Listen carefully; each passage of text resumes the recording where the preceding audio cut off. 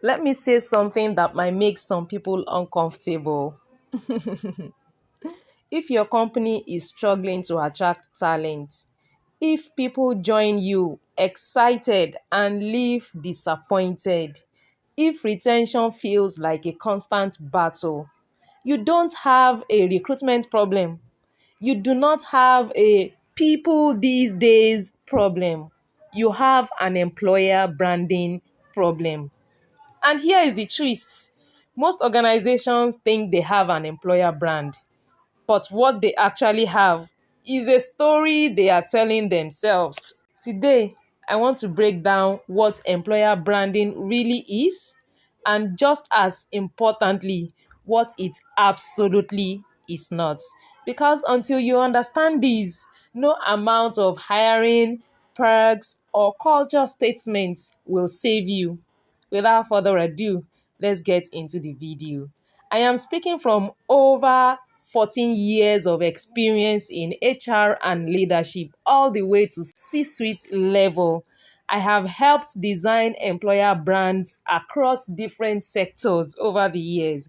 I have sat in executive meetings, shaping culture narratives, and I have watched in real time how those narratives land or collapse once employees step inside those organizations. Employer branding is one of the most misunderstood concepts in the modern workplace. And so today, we need to clear the noise. Now, what employer branding is not, let's not get this twisted. Employer branding is not your careers page.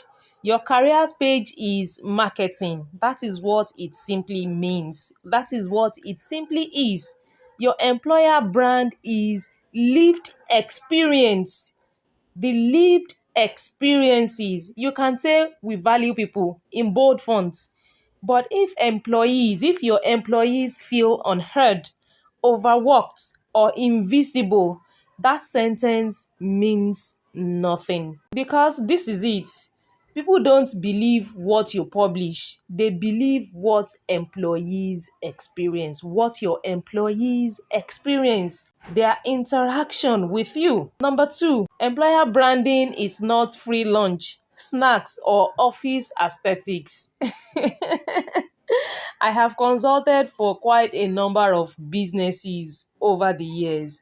Perks are not culture, amenities are not alignment. If your work environment is emotionally unsafe, no amount of kombucha or bean bags or free lunch will compensate. Top talents are not leaving companies because they want more snacks. They are leaving because of poor leadership, broken trust, lack of growth, misaligned values, and invisible expectations, amongst others. Number three, your employer branding is not your EVP slide deck. Your employee value proposition is not what leadership agrees on in a meeting. Your real EVP is the gap between what you promise and what you deliver. And the wider that gap is, the louder your employer brand reputation, just not in your favor.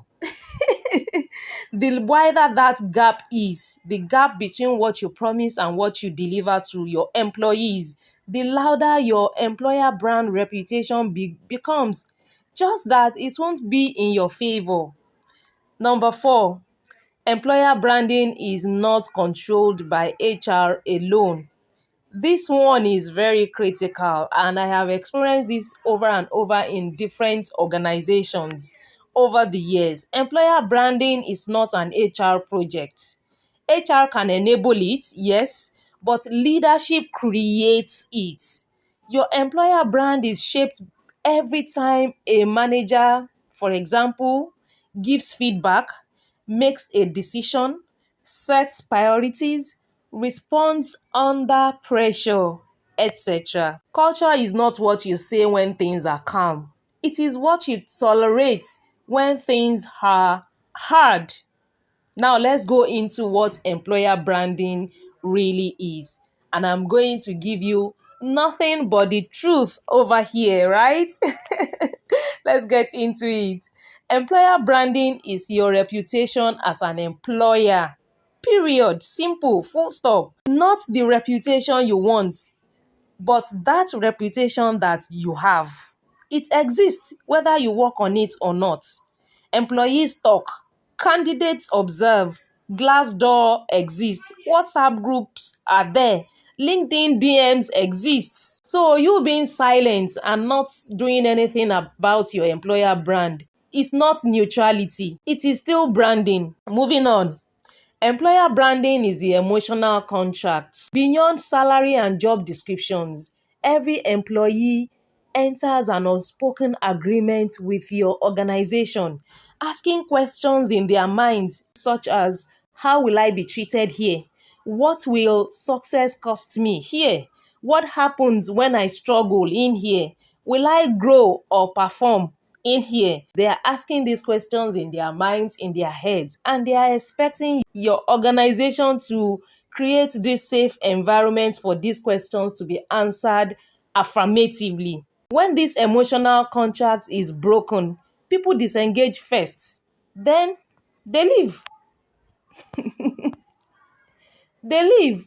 Retention is not about loyalty.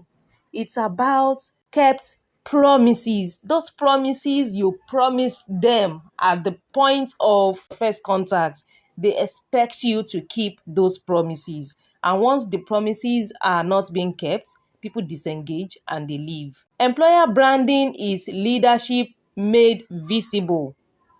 Let me be very clear about this. Your employer brand is not your values on the wall. You know, the ones we place in our offices. It is how power operates inside your organization. For example, who gets promoted? Who gets protected? Who gets heard? Who burns out quietly? Who is replaceable? These are the leadership dynamics that are very visible in every organization. People can see, your employees can see every day. Employees don't listen to what leaders say.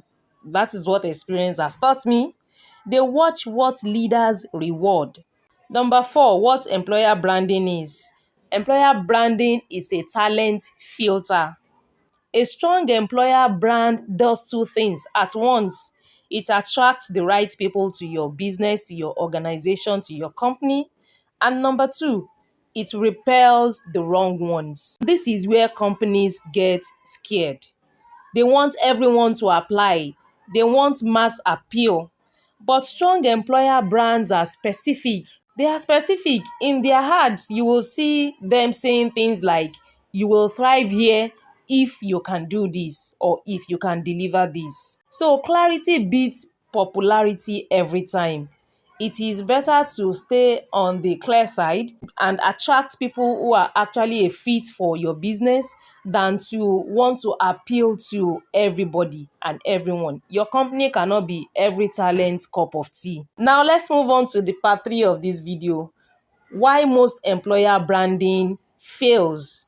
Employer branding fails when image is prioritized over the actual experience. I cannot overemphasize this. When we place the image of the business, the aesthetics over the actual experience of employees, your employer branding strategy will fail. Number 2, when speed is prioritized over sustainability. And number 3, when optics are prioritized over truth. I have seen companies try to look good instead of being good, and employees can feel the difference. Here's the hard truth that I have learned over the years. You cannot outsource authenticity as a business.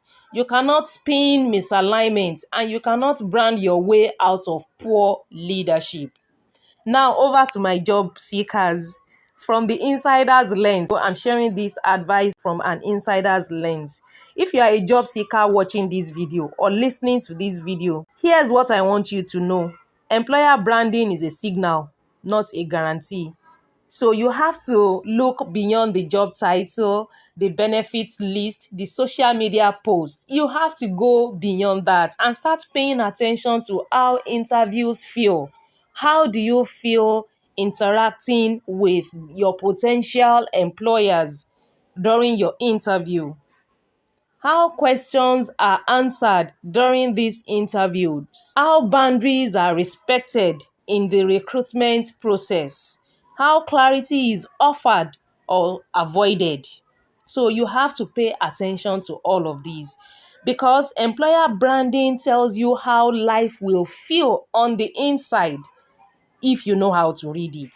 Yes, you have to know how to read between the lines, how to read the lines, the actual lines, and how to read what is said and what is unsaid so that you can make the best decision for your career. To close this video, because I don't want it to be too long, employer branding is not about looking attractive. It's about being aligned. And by alignment here, I'm talking about aligned leadership, aligned expectations, aligned experience. When that alignment exists, attraction becomes natural, retention becomes easier, and trust compounds over time. So whether you are an employer building a workplace or a professional choosing where to give your energy, I encourage you to remember this. Your employer brand is not what you say. It is what people experience when the door closes. And that is where everything is decided. With that, we've come to the end of today's video. Thank you so much for tuning in. Thank you so much for watching. Share your thoughts with me in the comment section below. Don't forget to subscribe to the channel, like the video, share the video, click on the notification button. I'll see you in the next one.